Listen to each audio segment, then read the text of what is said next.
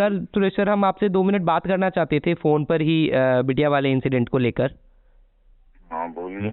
उसमें सर अभी जो पिछले दिनों हुआ, जिसमें कोर्ट ने कहा कि ऐसे लिखवाकर और थोड़ा सा उसके बाद उनको ट्रैफिक रूल्स पढ़ाए जाए जो एक्यूज्ड है, और क्योंकि वो जुवेनाइल है, तो उस पे सर सबसे पहले मैं जानना चाहूँगा कि आपका क्या प्रतिक्रिया थी। इनिशियली आप लोगों को क्या थॉट्स आए कि ये ऐसे लिखवाने वाले तो जी जी जी हेलो? सर। अब ऐसे लिखवाने वाला तो मेरे ख्याल में मैं प्रतिक्रिया भी अपनी बहुत सारी दे चुका हूँ। कोई बात भी पुरानी हो चुकी है, अब तो रिवाइज है, ऑर्डर इशू हो चुके हैं ना। जी, आप तो उसके बाद तो सर फिर जेजेबी में बोर्ड में गया भी था कि क्या अडल्ट की तरह ट्रायल होना चाहिए, और उस पर मैं फिर आपका कुछ जानना चाहूँगा कि अभी आप लोग क्या महसूस कर रहे हैं और क्या अभी लेटेस्ट अपडेट उस पर है। तो क्या है, जब कोर्ट के डिसीजन ऐसे लगते हैं कि वो शायद सही नहीं है, तभी जनता प्रतिक्रिया देना शुरू कर देती है। अदरवाइज जो अब एक्शन जो हुआ है वो तो कानून के जो नियम बनाए गए हैं अब उनके अनुसार हुआ है, तो उस पर ज्यादा टिप्पणी करना मतलब मेरे ख्याल से ठीक नहीं है। अभी जो एक्शन हो रहा है सही।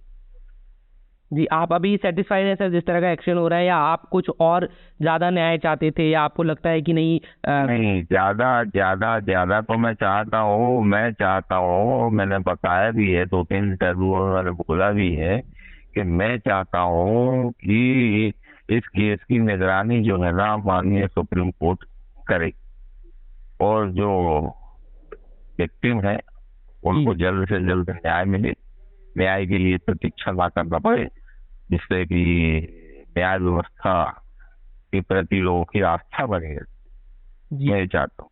तो सर आप वैसे इस तरह क्यों चाहते हैं कि सुप्रीम कोर्ट इसमें जो है डायरेक्ट इंटरवीन करे और कॉग्निजेंस ले? क्या आपको लग रहा है कि लोअर कोर्ट में थोड़ा ये मामला फिर आप भी वो मजाक वाली बात कर रहे हैं?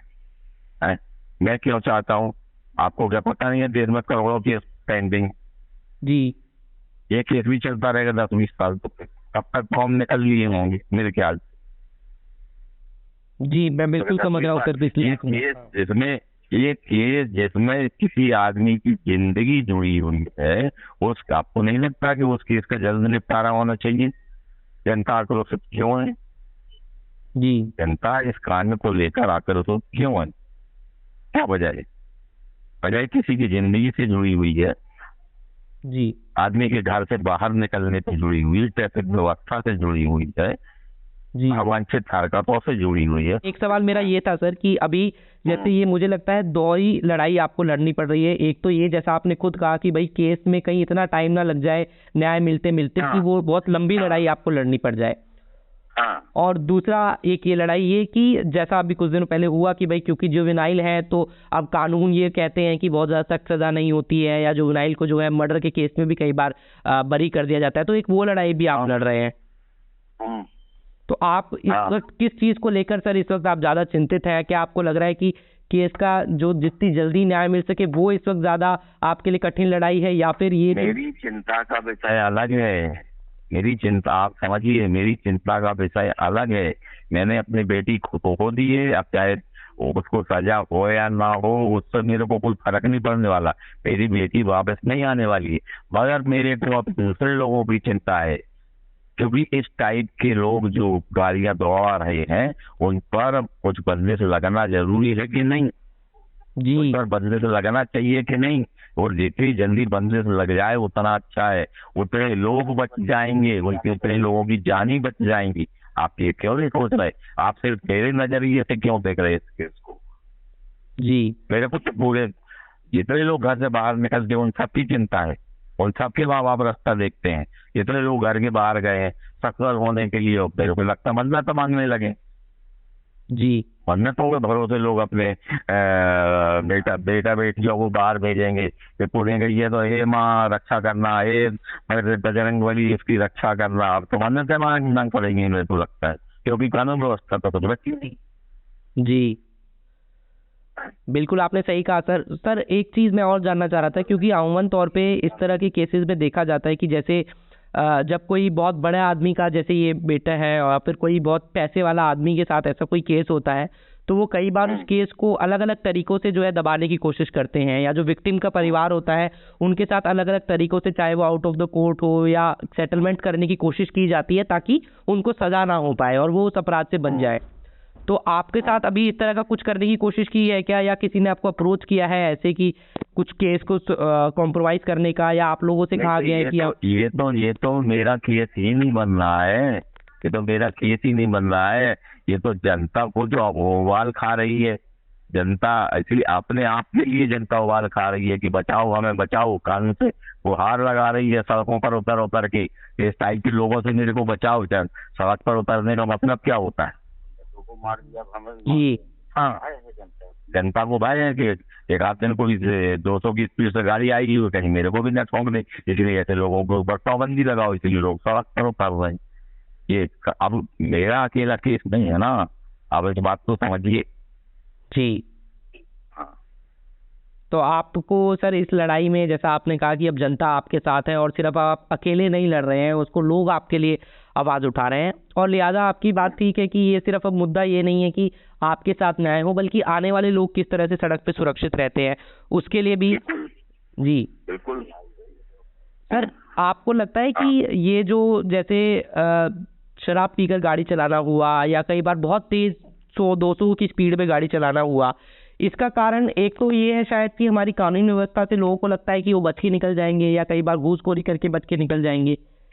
जैसे इस बार भी आपके साथ ये हुआ कि लोगों की नज़र में ये मामला आ गया। अन्यथा आपको लगता है कि अगर लोग इस मामले को इतना तरीके से नहीं उठाते तो ये भी शायद आपको दिक्कत को लड़ने में। ऐसा नहीं होता।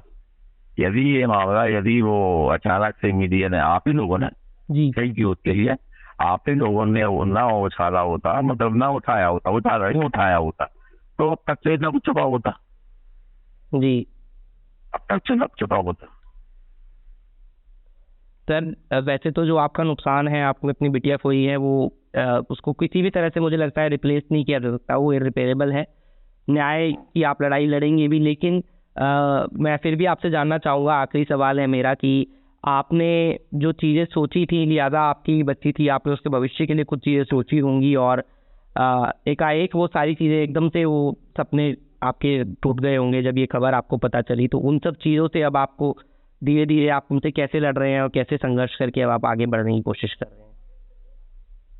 अब धीरे धीरे अब क्या है, जब जिस दिन से हुआ उस दिन से तो परिवार के सारे सदस्य मर के क्लिनिक रो भी रहे, आंसू तो थम नहीं रहे।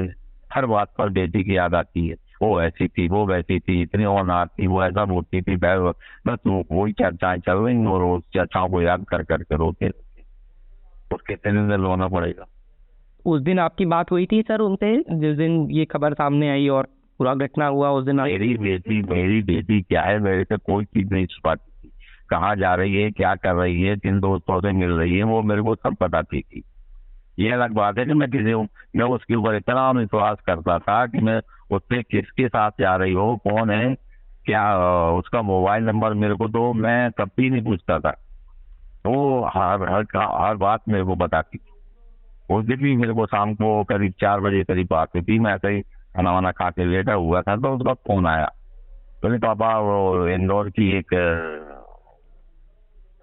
मतलब फ्रेंड नहीं है, तो वो आज हम लोग 7-8 लोग जो है ना बाहर थोड़ा घूमने जाएंगे। मैंने कि जाओ बेटा घूम घाम के आओ। सैटरडे था, छुट्टी का दिन था, तो मैंने कि बच्चे थोड़ा काम करते करते बोर भी हो जाते हैं, तो मैंने कि थोड़ा सा एंजॉय जरूरी है काम की टेंशन दूर करने के लिए, काम की थकान दूर करने के लिए। जी तो मैंने बोला ठीक है जाओ। उसके साथ ही मैंने बोला वो क्या है, खाना खाने में थोड़ा सा पीछे रहती है, खाना खाया नहीं खाया। तो मेरे बेटा वहां से लौटोगे तो खाना खा के लौटना, ये नहीं कि भूखे आके भूखे सो जाओ। जी इतनी बात हुई थी।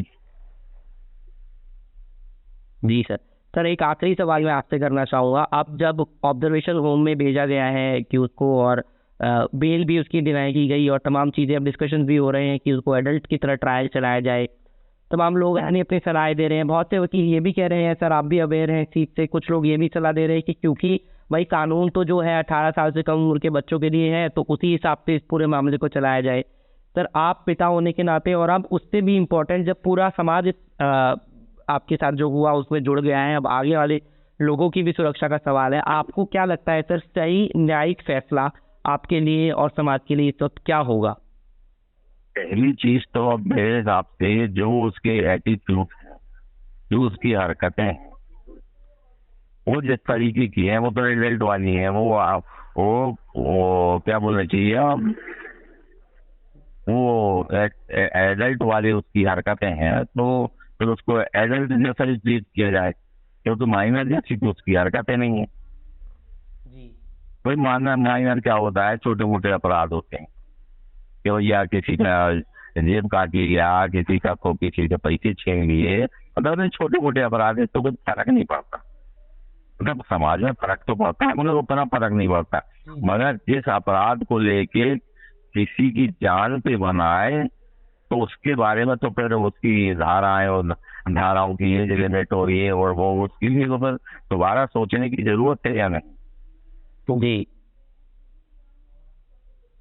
आप सर चाहेंगे इस कानून में भी बदलाव हो कम से कम, अब इस मुद्दे के बाद और थोड़ा उसको रिवाइज किया जाए? नहीं, जो संगीन अपराध होते हैं उसमें एज लिमिट नहीं होना चाहिए। एकदम मासूम जिसको बोलते हैं, बच्चा मासूम जो है ना 10 साल की उम्र तक होता है, उसके बाद जो है ना उसमें समझ आना शुरू हो जाती है। और यदि इस दौरान वो कोई संगीन नहीं माना जी, जनरली वो हत्या ही मानी जाती है आज की देश में, जी बिल्कुल है ना। जिस वह व्यक्ति की जान चली जाए तो ऐसे अपराधों के लिए फिर एज लिमिट का कोई मतलब नहीं है। कोई बच्चा भी यदि एक बार हत्या कर लेता है तो फिर वो हत्या करने का आदतन अपराधी बन जाता है, फिर वो 200 को दौड़ देता है, बोले रे 2 तो कर चुका हूँ, तीसरे में सवाल कर रहना, पता नहीं ऐसी उसकी आदत करने की संभावना रहती है। जी और आपको लगता है सर कि अगर इस मामले में इनको लंबी सजा नहीं हुई है, या अगर ये मान लीजिए बच के निकल जाते हैं, तो आपको लगता है कि दोबारा ये ऐसा कुछ कर सकते हैं, या थोड़ा मन में है खत्म हो जाएगा कानून को लेकर? बिल्कुल बिल्कुल, यदि बच के निकल गया तो बस व्यवस्था से। अभी मैंने वो पढ़ा था, एक तो टॉपिक पढ़ा था कि उड़ीसा में ऐसा कुछ हुआ था, इसमें 17 साल के बच्चे ने किसी बच्ची का रेप किया था, तो उसको जो है ना उसके बाद हत्या कर दी थी। उसने तो एक ही की थी, तो उसको 20 साल की सजा हुई थी। उड़ीसा की बात है ये। तो फिर कानून क्या उड़ीसा, MP, बिहार, UP, महाराष्ट्र, ये सब क्या अलग अलग है? वहां तो उसमें माइनर को ट्रीट नहीं किया और 20 साल की सजा करवा दी। जी अब महाराष्ट्र में क्या अलग कानून हो तो फिर मेरे को अच्छा आइडिया तो नहीं है, क्योंकि मैं तो छोटा मोटा आदमी हूँ, कानून का कोई ज्ञाता या बहुत बड़ा वकील तो नहीं। सर आप क्या चाहेंगे, कितने साल की कम से कम सजा हो? जी मैंने पूछा सर, अब आप क्या चाहेंगे, कितने साल की कम से कम सजा हो अब इसको? मैं कोई कानून बनाने वाला नहीं हूँ ना, मैं मेरे बता रहे थे कि इसको सजा हो जाएगी। जी बिल्कुल, लेकिन एक पिता का कानून में जो प्रावधान है, कानून में जो प्रावधान है वो हिसाब से कानून के अनुसार वो सजा नहीं देना। मेरे बोलने से क्या होगा? यदि मैं बोल दूं आजीवन कारावास तो क्या आजीवन कारावास हो जाएगी क्या? लोग मेरे को बेवकूफ बोलने लगेंगे। चलिए शुक्रिया सुरेश सर, हमसे बात करने के लिए बहुत शुक्रिया। Okay, thank you sir.